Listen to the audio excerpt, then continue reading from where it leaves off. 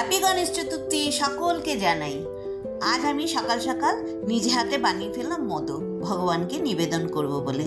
তার জন্য প্রথমে আমি কড়াইতে ঘি নিয়ে নিয়েছিলাম আর কিছুটা ড্রাই ফ্রুটস নিয়ে হালকা ভেজে নামিয়ে ফেলেছিলাম।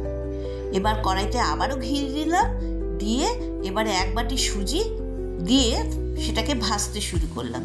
কিছুক্ষণ ভাজার পরে আমি চিনিটা মিক্সিতে ডাস্ট করে রেখেছিলাম, সেই চিনির ডাস্টটা দিয়ে দিয়েছিলাম।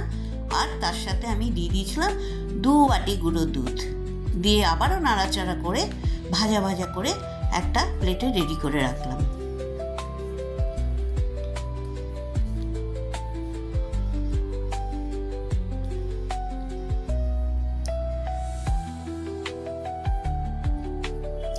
এবার ড্রাই ফ্রুটসটা যখন ঠান্ডা হলো, সেটা আমি চপারে চপ করে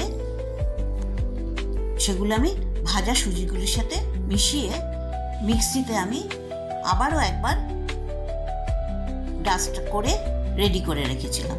দিয়ে তারপরে সেই ডাস্টগুলোর মধ্যে আমি বেশ কয়েকটা কিশমিশ ছড়িয়ে দিয়েছিলাম।